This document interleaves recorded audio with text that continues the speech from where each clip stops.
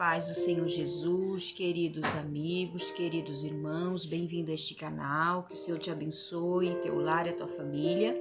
Eu quero trazer aqui uma mensagem da palavra que o Senhor colocou no meu coração e também contar um testemunho, queridos, de algo que aconteceu na minha vida, que traz um ensinamento para todos nós. Então eu quero começar lendo a palavra, está no livro de Romanos, capítulo 10, a partir do versículo 9, que diz assim: a mensagem está bem perto, está em seus lábios e em seu coração. E essa mensagem é a mesma que anunciamos a respeito da fé. Se você declarar com a sua boca que Jesus é o Senhor e crer em seu coração que Deus o ressuscitou dos mortos, será salvo. Pois é crendo de coração que você é declarado justo, e é declarando com a boca que você é salvo. Como dizem as Escrituras, quem confiar nele jamais será envergonhado.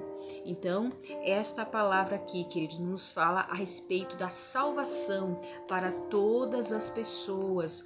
Queridos irmãos, isso aqui é uma mensagem para todos nós cristãos. Às vezes a gente fica intimidado de pregar a palavra de Deus. Às vezes a gente fica pensando assim, que parece que a gente está importunando as pessoas de anunciar, de falar a palavra, assim, digo, no corpo a corpo, no evangelismo individual. Aqui na internet muitas pessoas pregam, né? Mas eu digo para a nossa família, para aquelas pessoas que estão à nossa volta, é importante que a gente pregue, queridos irmãos, é importante que a gente fale da salvação. Isso é uma preocupação que tem no meu coração, porque eu tenho essa dificuldade de evangelismo do corpo a corpo, assim, devido ao meu temperamento, ao meu jeito de ser. Mas a gente tem que pregar para as pessoas da nossa família. É uma obrigação nossa pregar para aqueles que estão à nossa volta, queridos irmãos. E aqui a palavra de Deus fala, que se a pessoa declarar com a sua boca que Jesus é o Senhor e crer em seu coração que Deus ressuscitou dos mortos, ele será salvo. Então, é necessário que seja gerado a fé no coração da pessoa a respeito de Jesus, a respeito de tudo que o Senhor Jesus fez por todos aqueles que crerem em seu nome.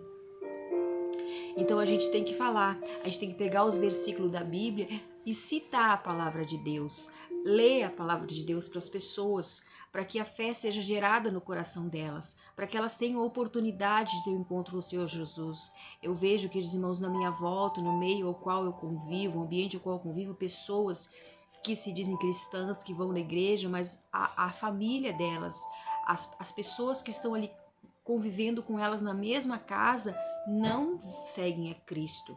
Muitas vezes seguem outro segmento religioso, se é que me entendem. Então, queridos irmãos, como que pode isso? Eu sei, queridos irmãos, que a salvação ela é individual e que cada um escolhe o seu caminho. Eu sei que Deus deu o livre-arbítrio a todas as pessoas, mas nós temos que falar, não podemos nos conformar. Pelo menos a nossa família, queridos irmãos, tem que ser ganha para Cristo. Pelo menos a nossa família tem que ouvir a palavra. Eu me lembro, queridos irmãos, contando agora o testemunho de como Deus me usou para ganhar meu pai. Eu era bem nova na fé e o meu pai, ele era espírita. E eu me lembro que eu falava, quando eu vim para cá, onde eu moro hoje, e eu fui na igreja a primeira vez e aceitei o Senhor Jesus Cristo e eu conheci qual era o caminho verdadeiro, eu pensei no meu pai está enganado, porque ele pensa que está servindo a Deus, mas ele não está. Então, eu me lembro que eu cheguei onde meu pai morava e falei para ele: pai, tu precisa aceitar Jesus. Aí eu expliquei para ele: pai, Jesus é assim como diz a Bíblia, pai, não é assim como tu pensa. Aí eu era bem nova na fé, e aí eu me lembro que ele disse assim para mim: então a gente gostava muito de brincar, de jogar comigo, né? A forma que ele tinha de demonstrar carinho para nós era jogando com nós. Então ele disse: então vamos fazer um jogo, vamos fazer o jogo do cara ou coroa. Aí ele falou assim para mim: cara, eu ganho, coroa, tu ganha. Era uma coisa assim, ou o contrário, vice-versa. Não me lembro exatamente como foi. E eu disse: tá, vamos fazer. E aí ele jogou. O que ganhasse era que estava no caminho certo, né? E eu ganhei, né? eu ganhei. E eu disse, olha, tá vendo, pai, como eu tenho razão? E aí ele ficou pensando, né? Ficou pensando, ele acreditava naquilo assim, ele acreditava, era a crença dele, né? E ele ficou pensando. E aí eu me lembro que meu pai depois ficou muito doente, ficou gravemente doente, uma doença desenganado pela medicina, e não tinha o que fazer, não tinha o que fazer mesmo.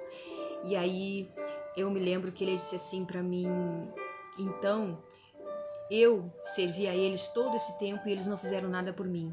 Então agora eu quero Jesus. E eu me lembro que ele foi na igreja uma vez, o pastor orou por ele, o pastor foi lá em casa, ele aceitou que o pastor fizesse uma limpeza espiritual, recolhendo todas aquelas coisas.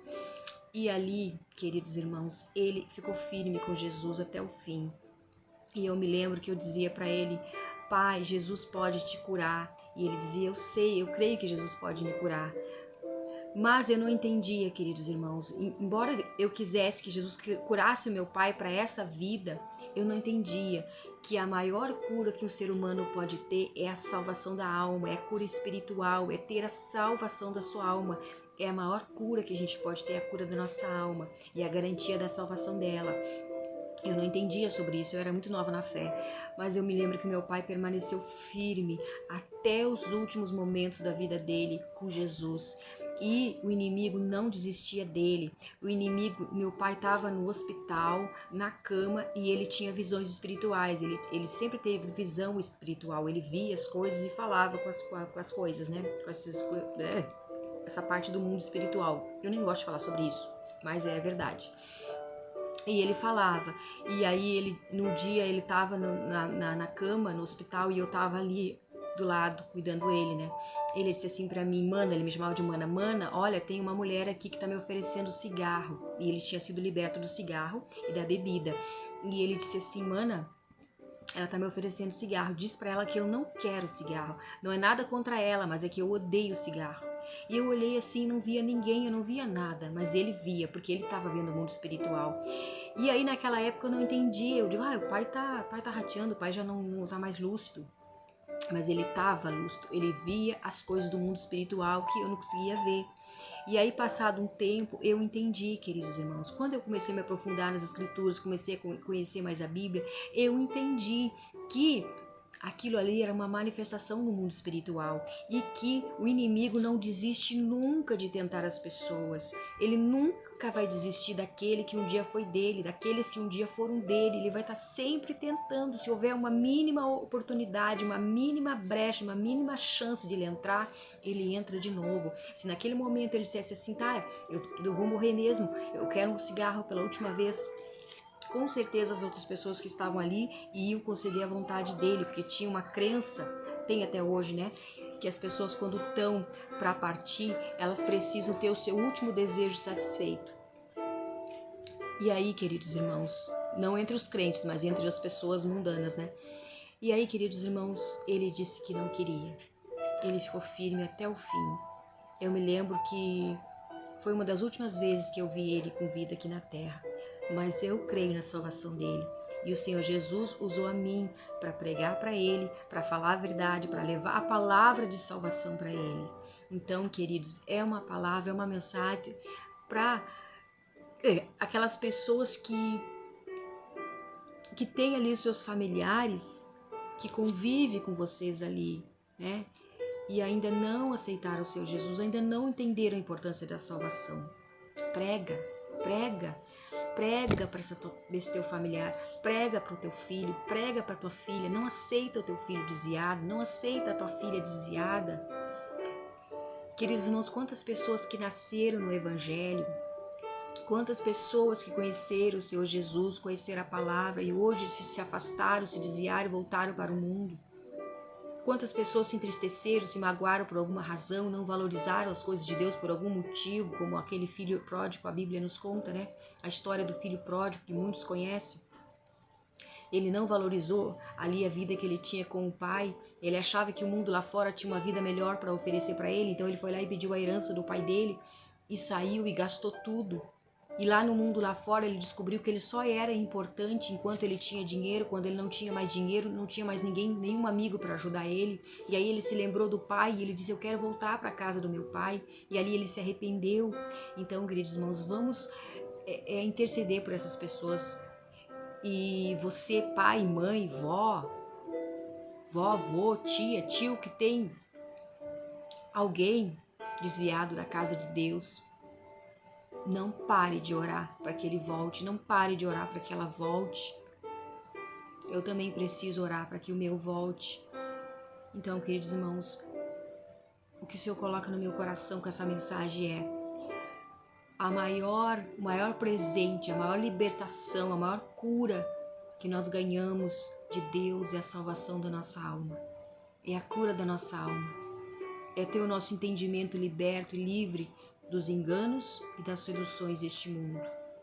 Então nós temos que pregar, nós temos que anunciar este evangelho a todas as pessoas, pregar essa palavra, porque é a palavra que vai gerar fé no coração das pessoas. E eu agradeço a Deus, queridos irmãos, pela salvação do meu paizinho, porque ele era enganado, mas Jesus salvou ele. E quantas pessoas, quem sabe, pode ser salvos ainda pela tua boca, pela minha boca, pela pregação dessa palavra, amém? Em nome de Jesus, queridos irmãos, que Deus coloque no nosso coração a cada dia mais e mais esse desejo e esse amor pelas almas, para ganhar uma alma para Cristo, amém? Em nome de Jesus, Deus te abençoe. Beijo no coração.